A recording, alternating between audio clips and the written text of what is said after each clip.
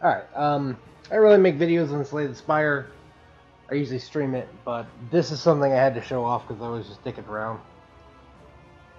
And this is too funny not to do. Now, in Rekt the Spire, they added a bunch of new codes that you can put in for seeds to give yourself various rules that are typically found during the daily climb, and you can put them in regular or ascension battles and remove the achievements and whatnot, but you can play around with a bunch of stuff.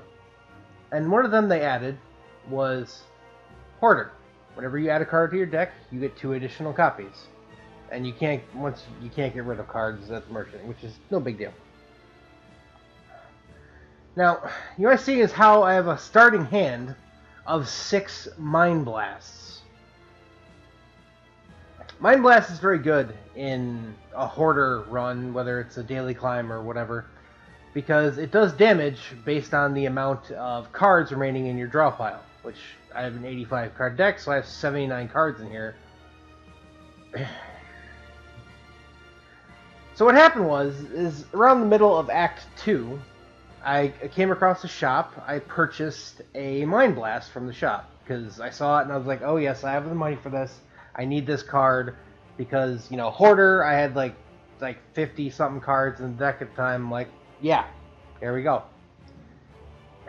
Now the rest of the deck is stacked with strikes and other stuff that would be awesome. You know, things like Perfected Strike, which is awesome in a Hoarder deck because if you just get any card labeled Strike, like Wild Strike, you know, other Perfected Strikes, Twin Strike, all that stuff, it all stacks together and it usually just, you can do a certain amount of damage really quickly, which is why I like it. Now one of the things I have here is I have a bag of marbles, so all enemies start the combat vulnerable. This asshat is the Time Eater.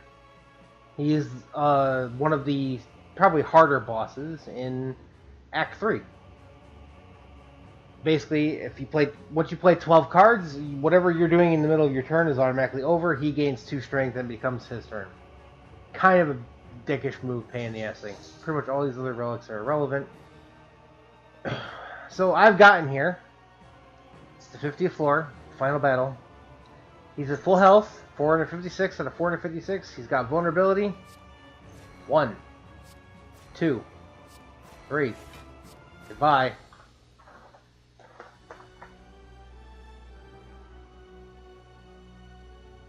Now, unfortunately, achievements are blocked, or I would have gotten an achievement for that. But what happened is, once I bought the Mind Blast, I was, at the beginning of Act 3, I came across a campsite, went into the Smith menu, because I had fairly high HP, and looked around, it's like, oh, I've never actually upgraded Mind Blast, I wonder what it does. And it turns out it's innate. That's what it adds to Mind Blast, because it's already a 0-cost card, and it has a static amount of damage based on the amount of cards in your draw pile, so it's like, okay, innate, yeah, sure. Let me shock that right in the beginning of the deck, because at that point I had like almost 70 cards, and it's like, you know what?